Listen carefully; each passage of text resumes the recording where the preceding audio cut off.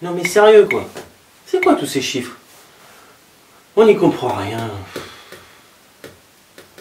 Voilà, petite vidéo sur le classement parce qu'il est sorti il y a quelques jours et du coup vous allez sans doute en entendre parler avec des gens qui vont vous dire oui je suis monté, je me suis maintenu, je suis redescendu. Déjà là on comprend pas trop et avec les chiffres on n'en parle pas. Alors le classement au tennis, effectivement tous ces chiffres on n'y comprend pas grand chose, 32, 15-4, 3-6, moins 15, c'est compliqué. Mais vous inquiétez pas, je suis là pour ça. Donc je vous présente la pyramide des classements et comme vous pouvez voir il y a 23 classements entre non classés quand on débute et les portes du top 100. Ces classements sont classés par série où au début on est dans la 4e série, puis la 3e série et enfin la seconde série. Et la première série, c'est les meilleurs classés français. Ce qu'il faut savoir, c'est qu'à la base, quand ils ont créé le classement, ils ont créé un classement de base, voilà, qui serait la référence, et c'est le classement 0. Et à partir de là, ce qu'ils ont fait, c'est qu'ils ont mis des handicaps à ceux qui étaient moins forts. Par exemple, prenons un match entre un 0 et un classé 1-6. Donc il y a un échelon en dessous. Ce joueur 1-6 allait partir avec une bonification de 1 point, soit 15 au tennis. Donc il partait à 15-0, un jeu sur 6. D'où le classement 1-6.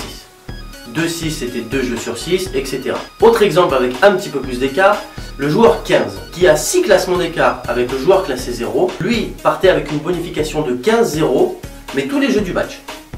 On va pas faire le listing des handicaps pour tous les classements, je vous laisse un lien dans la description pour que vous puissiez voir un petit peu ce qui se passe avec des classements un petit peu plus bas ou les classements négatifs un petit peu plus haut.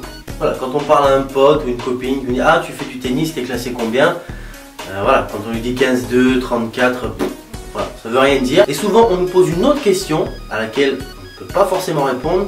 C'est bon, ok, le chiffre en lui-même, ça veut rien dire. Mais combien es-tu au niveau national? Et là, compliqué quoi. C'est what I mean. Cette vidéo ne parle pas du calcul, comment monter, comment se maintenir en classement.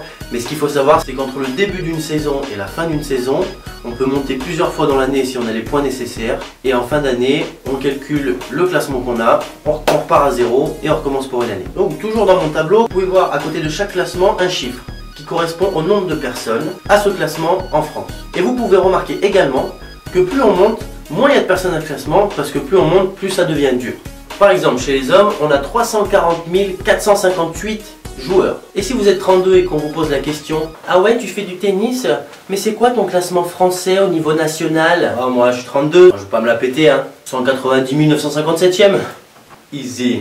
Comme vous voyez c'est pas forcément très utile, mais vous pouvez savoir combien il y a de personnes classées comme vous en France, peut-être vous donner des objectifs, rentrer dans les 100 000 meilleurs français. Après si vous vous amusez à rajouter chaque chiffre, effectivement vous pouvez savoir quel est votre classement approximatif en France. Donc voilà, maintenant grâce à ma vidéo que vous allez généreusement partager, tout le monde pourra comprendre et être soit impressionné, soit se moquer. Ce qui est le but pour moi, pas que vous vous moquiez, mais que le tennis soit dans l'ensemble mieux compris et peut-être plus accessible à certaines personnes qui n'osent pas se lancer dans la compétition. Donc j'espère que cette vidéo vous aura appris quelque chose. Si vous avez des suggestions pour un prochain thème, pour une nouvelle vidéo, n'hésitez pas à me laisser un commentaire sur la vidéo, m'écrire sur Facebook, m'envoyer un mail, un SMS.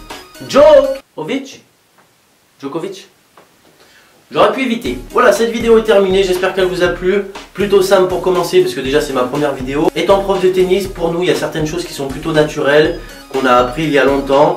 Mais j'ai pas mal d'élèves qui ne sont pas au courant de certaines choses. Je préfère parler de choses basiques et faire évoluer les vidéos petit à petit. Donc n'oubliez pas les liens dans la description pour l'histoire du classement ainsi que la pyramide des classements. Pour ceux qui veulent se mettre à la compétition ou ceux qui en font déjà, bonne chance pour cette année 2016-2017 en espérant que vous gravirez avec succès un ou plusieurs échelons de cette pyramide infernale. Et ne lâchez rien car we never know.